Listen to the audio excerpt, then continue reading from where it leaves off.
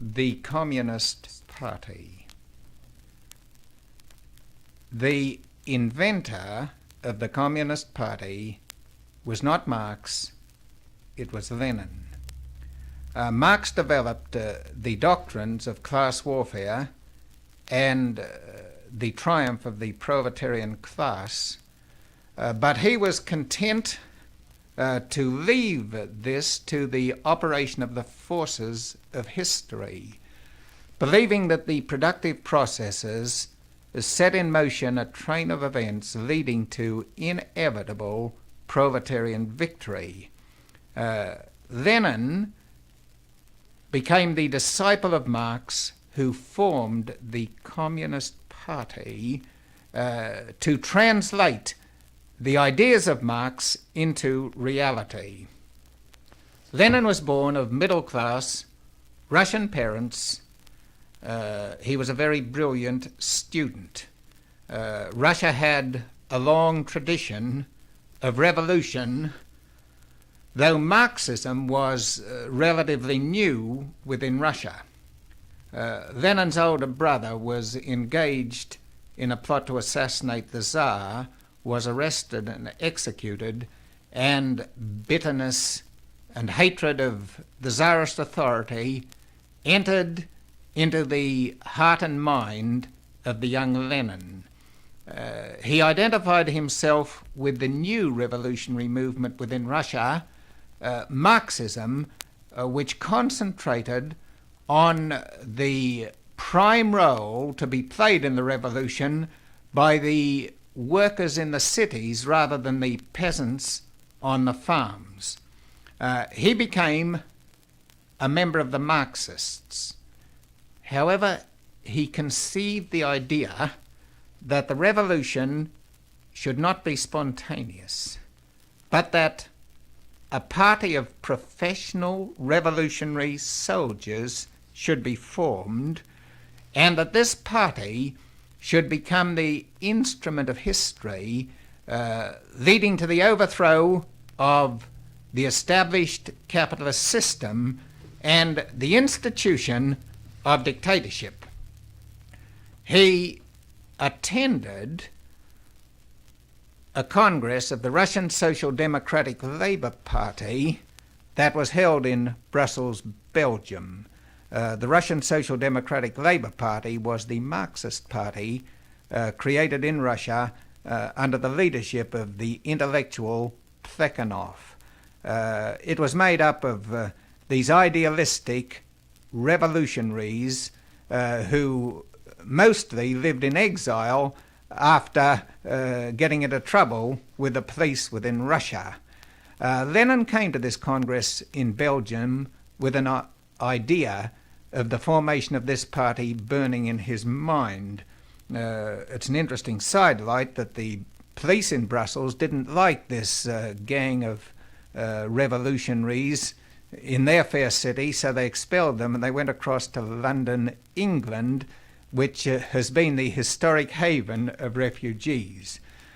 Lenin split this Congress with his motion that the party of the Marxists, the Russian Social Democratic Labour Party, should be a disciplined party, a small party, a party of professional revolutionaries, a party that could be tightly controlled. And he wanted to keep the numbers small and make it a party of the elite. His opponents thought he was too rigid in this, and they preferred the party to be a little more flexible. When the matter came to a vote, Lenin secured a majority vote for his point of view, at least in one of the votes. The Russian word for majority is akin to Bolshevik, and so the party of Lenin became known as the Bolshevik segment, or the majority segment, of the Russian Social Democratic Labour Party, or the Bolsheviks. The Russian word for minority is akin to Menshevik, and so the opponents of Lenin, led by a man called Martov, became known as the minority group of the Russian Social Democratic Labour Party, known as the Mensheviks. Lenin just had a tiny handful supporting him at this Congress in 1903. The figure has variously been given as from 17 to 25. And so the Bolshevik segment of the Russian Social Democratic Labour Party was a tiny fragment of humanity at its birth in 1903. And yet that is the seed from which the entire world communist movement has grown. The split between the Bolsheviks and Mensheviks grew and developed between 1903 and 1917. In 1917, February 1917, the Russian Revolution broke out. Russia was in the throes of the First World War. Tsarist authority was overthrown. A provisional government was established with the objective of setting up a constitutional democratic republic. Lenin returned in April 1917, and he renamed the Bolshevik segment of the Russian Social Democratic Labour Party the Communist Party of Russia, Bolshevik. And it is from that small party of 1917 that the world communist movement today has grown. And its triumph has been largely due to the organization, the efficiency, the discipline of this small party which Lenin created. The concept of the Communist Party is that it should be a party of the elite, not a party of the masses. The vanguard of the proletariat, they call it. Small, disciplined, but just as the body has got one set of cells set aside called the brain who control the entire body, so the Communist Party were the members of the proletariat set aside to control the entire proletariat. The strange thing about it is, of course, that overwhelmingly the members of the Communist Party were not members of the proletariat. They were not members of the working class. They were middle-class intellectuals. Their background was bourgeois, and one of the strange things about communism has been that the working class as a whole has been contemptuous of communism from its inception, and the leadership has almost invariably come from the intellectual classes, most of them recruited as students. However, they claim to be proletarians. And this concept of a small party with a single mind, a single will, that can advance as one, retreat as one, that can go underground, that can emerge, was the party which Lenin created. The form of organization established for this party received the name democratic centralism. So every communist party throughout the world is organized in accordance with the so-called principles of democratic centralism. The organization is something like this. At the community level, a small communist group is formed. It may be a group that meets in a home, in a neighborhood, in a school, in a factory, or even in a church. This is the basic unit of the Communist Party. It may be called the cell, or it may be called the club. A number of these units are controlled by a district council, and each unit elects their representative to the district council. The important thing about their representative is this: he cannot be instructed how he will vote on a given proposition by the group that elects him. He must be totally uninstructed. The district council meets, it discusses a problem, a vote is taken, and the majority vote prevails. Before this vote is taken, open debate is theoretically encouraged. Once the vote is taken, it becomes unanimously binding on every member of that committee. and as a united group they go back to their units which elected them to give them the decision of the higher committee.